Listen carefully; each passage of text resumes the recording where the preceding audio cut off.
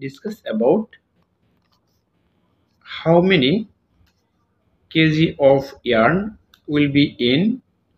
900 meter of roving অর্থাৎ 900 metre রবিং হতে কত কেজি সুতা হবে সেটা হতে পারে 1500 হতে পারে 2000 হতে পারে ঠিক আছে ধরুন একটা রবিং এর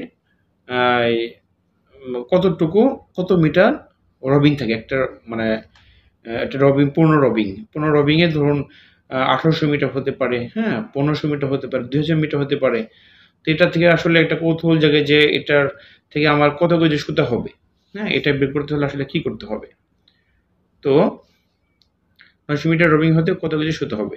তো গিভেন দেওয়া আছে ডেলিভারি হ্যাঙ্ক তাহলে আমাদের প্রথমে কি করতে হবে যে ড্রাফট বের করতে হবে তার মানে ড্রাফট মানে কি যে একক দৈর্ঘ্যের ওজন হ্যাঁ মানে বাড়ানো বা কমানো তাই না অর্থাৎ টেনের লম্বা করা তো তাহলে আমাদের টেনের লম্বা করতে হবে ড্রাফট বের করতে হবে ড্রাফট ইকুয়াল আমরা জানি যে delivery hank by feed hank delivery আমি কি দিচ্ছি ডেলিভারি দিচ্ছি সুতা তাই না তাহলে ডেলিভারি হ্যাঙ্ক হচ্ছে এই সুতা হবে কাউন্ট হবে ঠিক আছে 24 delivery hank divide by feed hank হচ্ছে আমার রবিং হ্যাঙ্ক যেটা আছে ঠিক আছে রবিং হ্যাঙ্ক এটা হচ্ছে রবিং হ্যাঙ্ক আর এটা হচ্ছে কাউন্ট তো রবিং হ্যাঙ্ক আমি 0.75 ধরে নিলাম 0.75 ইকুয়াল হচ্ছে 32 তাহলে আমরা ড্রাফট পেলাম কত 32 পেলাম এরপর হচ্ছে যে আপনার এই 900 মিটার যে রবিং আছে এই রবিংকে আপনার এই ড্রাফট দিয়ে কি করতে হবে গুণ করতে হবে তাহলে এটা গুণ করলে আমরা পাবো 28800 মিটার ইয়ার্ন আমরা ইয়ার্ন পেলাম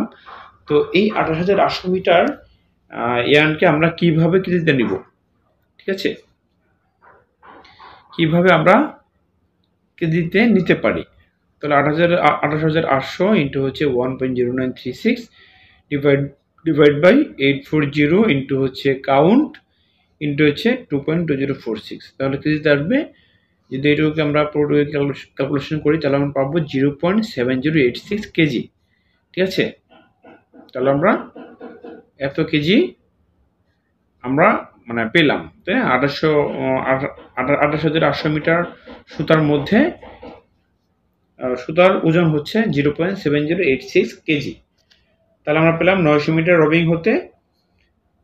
আমাদের 0.7086 কেজি হ্যাঁ আমরা সুতা পাবো ঠিক আছে তো এই হচ্ছে আজকের টপিক আশা করি বুঝতে পেরেছেন আজকে এই পর্যন্তই পরবর্তীতে নতুন একটি টপিক নেব ইনশাল্লাহ ততক্ষণ ভালো থাকবেন আল্লাহ হাফেজ